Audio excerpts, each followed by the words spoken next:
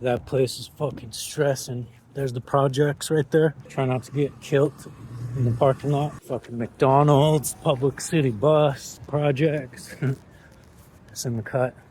The plasma shop. So I just rented my place to a tenant for 6 months.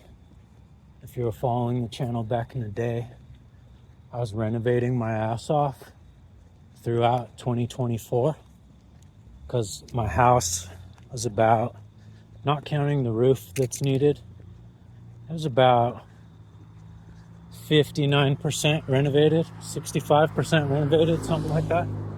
I was gonna bring it up to the rentable level of renovated and try to rent the whole thing and get income off of it. And that's a great plan, only I ran out of money entirely before I could complete the reno. So I had to hustle. I had to scramble really quick to get that shit rent worthy. And I had to compromise because I ran out of money. There was no plan B. There was no backup option.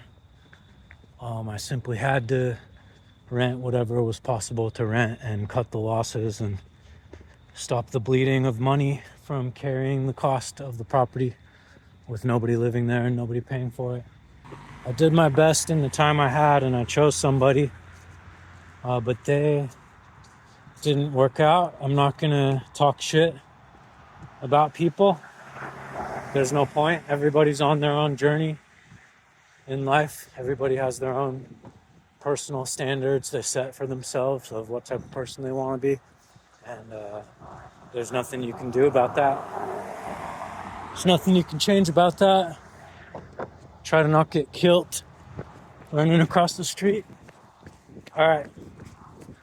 They build these places like it's a foreign concept to make a neighborhood walkable so you don't get killed by traffic.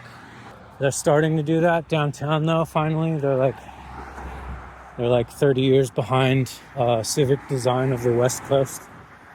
They got more important things to care about. They're like millions and billions of salting the roads and plowing and the New York mentality. The pedestrians. I gotta plow and you're worried about the pedestrians. Listen, buddy. We're keeping you safe out there. No one even wants to hear it about cyclists and pedestrians and green spaces. And get out of here with that hippie bullshit. Right, so this tenant didn't work out. Cost me quite a lot of money, like a ton of money. It may have very well broke me, were it not for the fact that I got a job at the absolute last minute. I was basically rolling the dice by selecting this tenant, and it's just a matter of being out of time to make an option, make a selection. Have to do what you have to do to stay alive.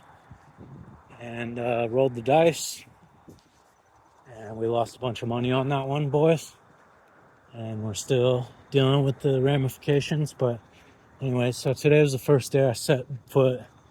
Well, I had visited once or twice during the tenancy briefly, but today was the first day I took ownership of it and set foot back in there. And all the feelings, just like at one point in my life, that place was very special to me. First home I could ever purchase. It felt like a dream that could be never achieved. I got to spend 3.5 years, maybe close to 4, living there and just improving it and appreciating the positives. That's what I'm all about. Forget the negatives. There's trade-offs. There's negative trade-offs everywhere. But what are the positives? And just triple down on the positive and do your own thing, chase the mission. So that's what we did, and it gets to be a little overwhelming.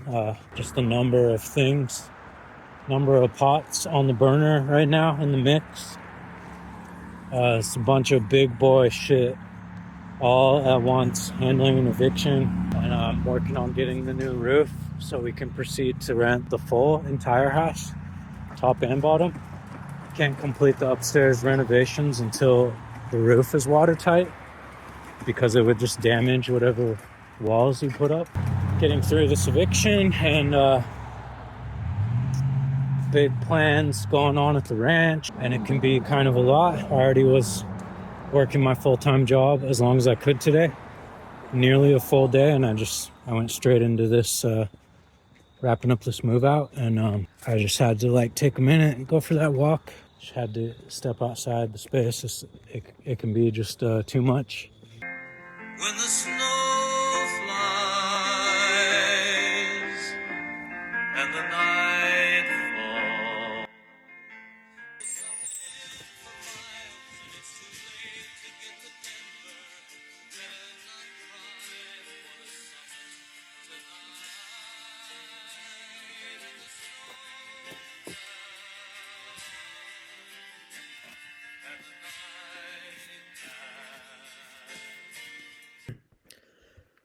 This was the hardest year of my life. I don't mean emotionally, but when it comes to money and just physically what needs to be done. Year 5 on this project, it was the hardest year of my life. There was just no limit to the number of hours that I could spend every day working towards fixing these financial holes. There was no limit. And essentially, what I've come to realize is I've had 3 full time lives that I'm trying to live in one, which is not healthy or sustainable. I'm trying to run this Airbnb property at the ranch in the country. I'm trying to renovate this house while carrying all the costs. And I'm trying to be a full time dev director and do my job all day. Any one of those 3 things could easily occupy all of my full time focus, all of my efforts. And I'm trying to do an adequate job at each of them. I didn't ask to be in this position. I wasn't trying to make it work out this way, but a number of things have happened to where that's my reality, and it's not going to be permanent. It's temporary, and I'm working as best I can to resolve those situations. And I don't expect this house project to go too many months longer, really trying to finish up, but it has been a difficult time.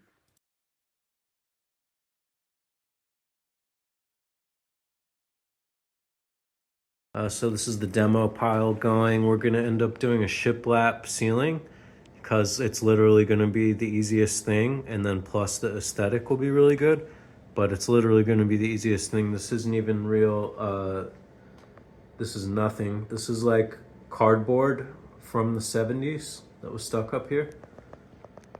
Low spot of the roof that was most susceptible to frost damage, and so there's just untold decades of moisture that kind of settled in the roof around these areas where the OG plaster is still adhering very well everywhere except for the most low-lying areas. Like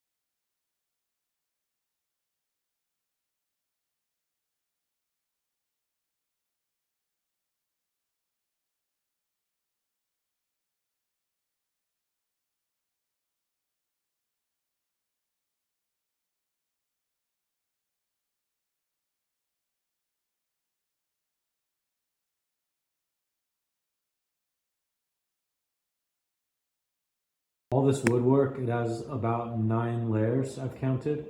of paint on all this woodwork, and you can just see the buildup there over 100 years. Another example, see that? Just see the quality of that. Of this baseboard, I don't even know how it could have ever gotten like that. Like what would cause it to even get like that? So I re-roofed the greenhouse and then I chipped off all the crappy spray foam, which was only meant to be a temporary measure when I first built it for a couple months and ended up being there for 5 years. The roof had worn out with the plastic panels. They get damaged in the sun over the years, and rain was coming into the building. Nothing was done. Like it was certainly going to just rot away. So I went ahead and put a steel roof on the greenhouse and I painted it all just to try to make it last a little longer and be part of the sale. I spent the month of May, basically finished all the mudding and taping, but I then had to texture with the stipple brush there every single wall to just blend in. Otherwise, the taping, the seams will be way too obvious. So I'm texturing orange peel texture there on every single bit of surface area, and it's just taking a very long time.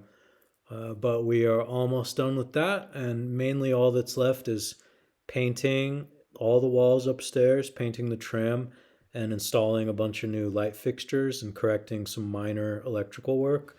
And then we're basically going to list this house for sale. And most of the profits are going to be gone from the unexpected roof expense. The cost of that roof was basically the amount of profits I was expecting to have from the building. So it's we're not really going to lose money, but we're going to walk away from it without really profiting. And is what it is. We're going to move on with life, and we are going to pick it up in the next project and try to do better next time. Thanks for watching. Subscribe to see how it turns out.